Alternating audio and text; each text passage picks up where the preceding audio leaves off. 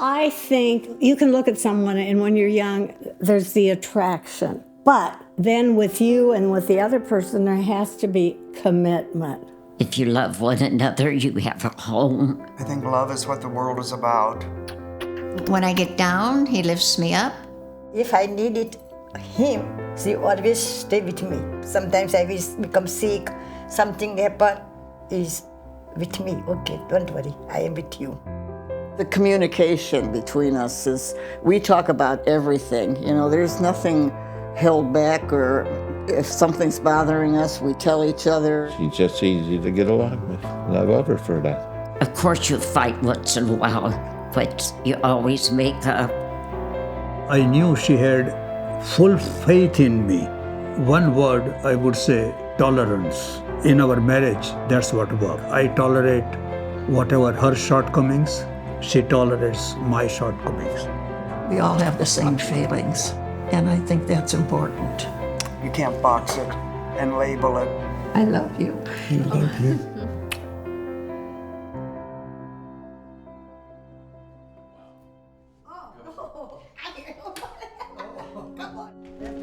When we got married, she was 19 and I was 23. We were in India at the time, and it was an arranged marriage. So it was like first marriage and then love, instead of the other way around. Kiss me.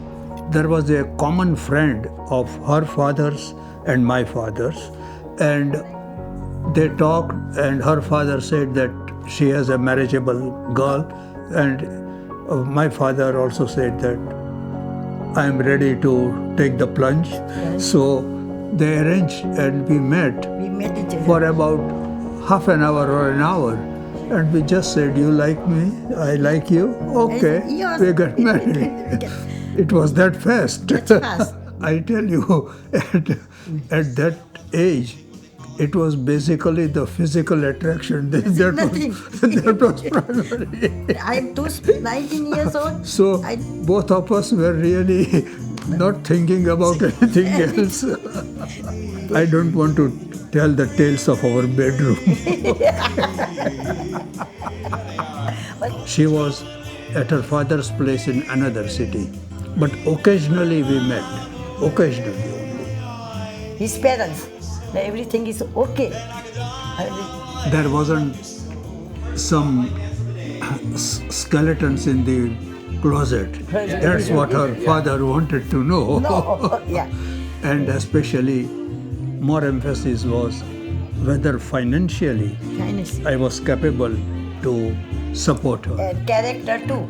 And the character, like, what time? all the relatives are invited, the close relatives.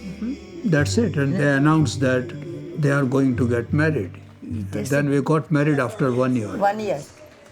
Thank you guys. Thank you very much. Thank you. When I met him with a friend, he was 21 and he was a World War II veteran. And he asked me out. And I went out with him and I fell in love with him that first night, his green eyes and his wonderful personality. We kind of intermingled a lot and did a lot of different things, dances and that. And that's how we met. We were both 15 years old. We were students at Bay Village High School in Bay Village, Ohio. We met when we were 10 years old at the playground. We used to live in a park. Royal Park, Yeah. Naples, Italy. And I was a refugee.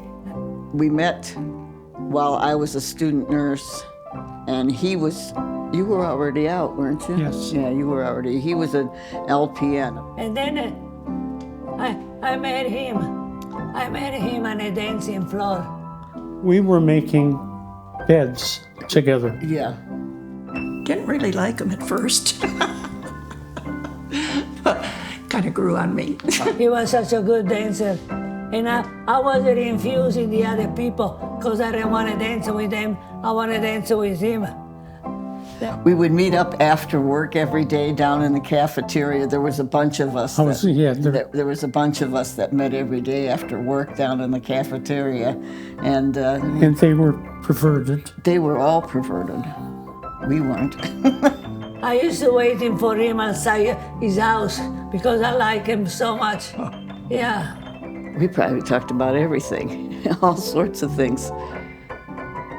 Well, you were trying to decide whether or not to join the Air Force because it was the time of the draft. It was Vietnam, and a lot of guys were getting drafted. When I was in nurses training, we got engaged. It was obvious that we were going to be together forever. She graduated in June, and we got married in September. The dog approved, without a doubt. My dad thought he was wonderful. My mother was always hypocritical about everything, so it really didn't make much of a difference. We love to make love of each other. We make love, a lot of love, me and my wife. But we used to live in a big park, in Royal Park, very big, you know. So in the evening, at 5 o'clock, people supposed to go out to the park. And our whole relationship before we got married was totally G-rated. You know, it was... So in night we were alone, me and her. Can you imagine me alone in a big park at night time? What we could do? You know what we could do? He decided to go into the Air Force because his number was coming up in the draft, so he didn't want to go to the Army. He wanted to go to the Air Force and learn something else. I came in this country then. There was in Italy. And then I came in this country and I left him. Where were you? In Amarillo, Texas. Yeah. I went to visit him. We write letters to each other, yeah. Love letters. He brought it up, the subject of marriage up, and I said, well, sounds like a good idea to me. And so, yeah. And he had to wait 2 years before he came here too. And I got it for Christmas Eve. You gave it to me at Christmas Eve because you were home for Christmas, so that was nice. And then we ended up getting married. And we ended up getting married. Who's that one? This is Jean when she was... Who is this with us? That's you. That's not me. I think she doesn't remember anything anymore. I remember a lot more than you do.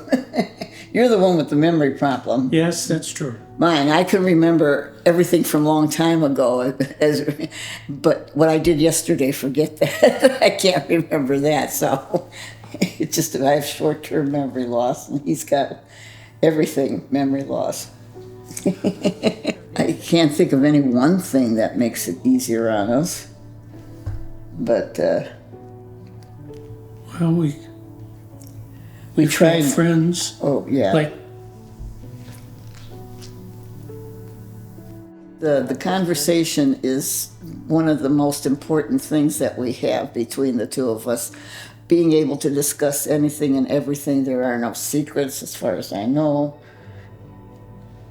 Except for he calls all these lovely girls that work here a different name every time he sees them, because he can't remember what their names are. You know, who's Hortense? Which one is Hortense? I don't remember meeting an Hortense.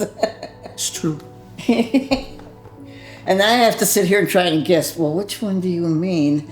And I think you just have to be patient and sit there and listen. And sometimes it makes me laugh, and sometimes it makes me want to cry because I get upset that he's like this, but he can't do anything about it. I mean, there are days when he's real good, and there are some days when he's not. So it's a matter of being patient, too, and just go along with it, because this is, for better or worse, than sickness and in health. Here we are, till death do us part. Remember that. I wish we could go together. It would be much easier on everybody. But I don't think that's going to be the case. It never usually is. Roxy would be happy if we did that. Yeah, that would be. We were married 70 years, and in June of 23, he got sick, and he passed away. I am trying to move along in my life as it's probably a 9-month widower, and I have my good days and bad. He unfortunately was starting with a lot of dementia. He passed a couple of years ago.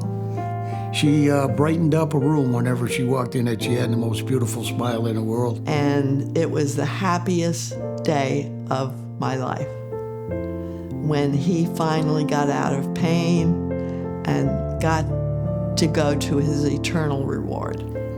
I try to be positive. I do have bad days and down days. And when that happens, I just get out of my room and go down to the dining room and sit there, and pretty soon somebody will show up and we start talking about other things. My children go, we had Dad that long. That's very hard because when someone has this type of dementia, there's a lot of times where they act like they don't know you. And that was pretty hard to take. After all those years, he'd question who I was. But we got through it, and he did pass away slowly, and I sat by his bedside the whole time, and I'll never know ever whether he knew I was there or not, but I was there. He was just a lovable, laughable, fun ride. 64 years was like 5 years. I talk to him every night. I talk to his picture every night and tell him what I did during the day here. I talk to him every night to his picture and say, I love you, honey.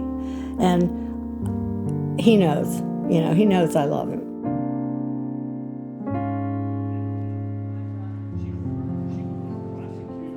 In 21, Jerry and I happened to be in the dining room, and he was sitting alone, and my friend and I invited him over to the table.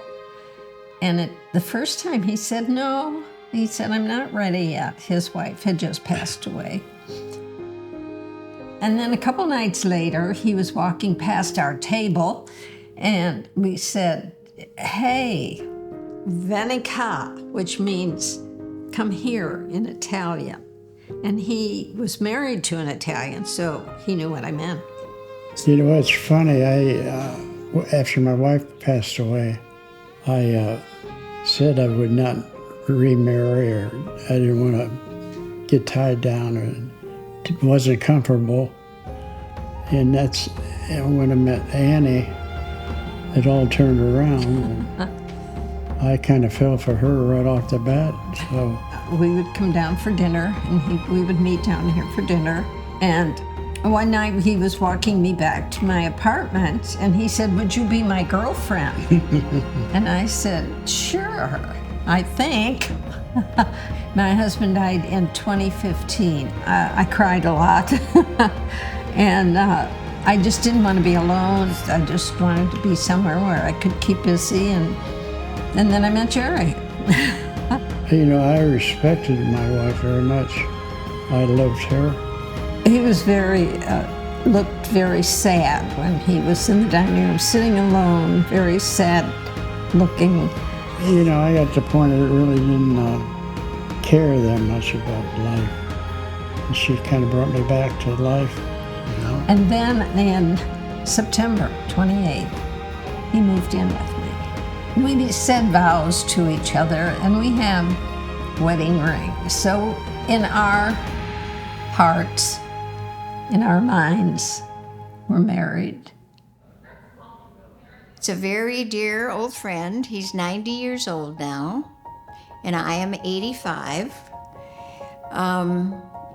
He was my husband's best friend in junior high school.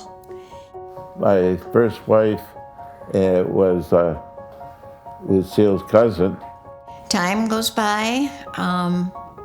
We both lose our spouses, and we decided we wanted to be close to each other.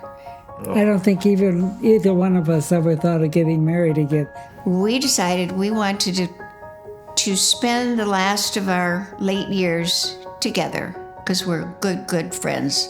I know a lot about what they did when they were married, and he knows what we did. Well, I think my husband is jumping with joy that we got together. Because of her being my cousin, it kind of bothered me, the whole thing. And I'm waiting for him to find his spot in the same building so that we can spend the rest of our years together. Well, I had told my kids that maybe we're thinking about getting married, and they were okay with it. And he said he told 2 of his girls, and they were excited. We were 72 when we got married. Now we're 90, so.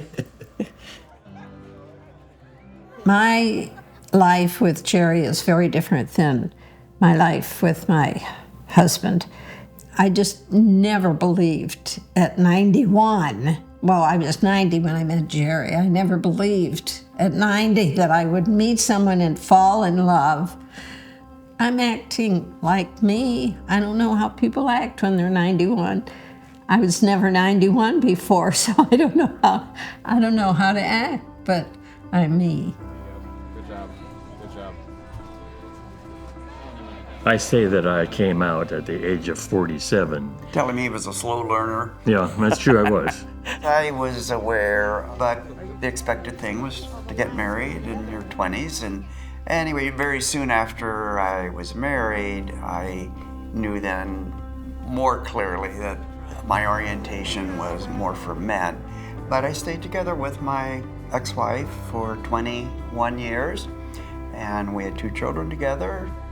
Back in the day, there was a gay newspaper from Cleveland area, Gay People's Chronicle. Richard put an ad in. I saw it, and then through contact, they gave us privately the phone number, and I called and didn't hear from him for 2 weeks, left a message, and then he called me and said he wanted to meet, and we met on April Fool's Day, 1990. He took my hands and he said, before I have any beer or anything, any alcoholic, I want to ask you a question. And he said, I want to spend the rest of my life with you. But he hadn't been out to his sons or his ex-wife yet at that time. We didn't want to do any more playing games around this. I told him I came out of my closet not to go into your closet, so. But I loved my wife. I'm still have contact with her, my ex-wife. Of course, we have the connection with the children and the grandchildren. I guess I'd say she was shocked. She was surprised. She said that explains a lot. Oh, that was the line. That explains a lot, she said. I came out more totally formally to my ex-wife. We were still married and still living there at the house. I waited there until my children were adolescents. I remember standing up afterward and my son came and gave me a hug and he said, feels good to get that off your chest, doesn't it? We were eventually married. It just felt like, sigh, this is me. I mean, it's just a matter of us spending time together and getting to know each other and being comfortable, like you said, holding hands and that kind of thing. That took a long time for me. Arrow has really been welcoming of us. One of the main things I've enjoyed here is meeting new people. The people have been very supportive of us as a gay couple. I just think it's so important to honor ourselves, our bodies, our feelings, that part of us that knows what it likes and needs for emotional and sexual intimacy. When I go to tell her goodnight, I kiss her 5 or 6 times. He's a kissing fool. We don't have to tell each other that I love you, I love you. No, it shows in actions. That's what I believe in my everyday actions or everyday behavior, having respect and faith for each other. At first she didn't like rock climbing, but then she came with me and she began to like. So she also sometimes came with me on expeditions. If you say yes, dear, I would recommend that very highly. I'm very, very lucky to have you, honey. Thank you. If we have a year left, 2 years left, whatever. But we're gonna give it hell, right? Right. You're so good. I want to cry. I deeply love him, and no matter whatever happened, I would want to be next to him. Well, I love the fact that from the very beginning we could talk about anything. Laugh every day. Never go to bed mad. And you have to laugh sometimes when it's not very easy. We love each other very much for so many years. You accept a person the way he or she is and be flexible and tolerant toward the other person. We were best friends. That's what you need to be. I couldn't have asked for anything better.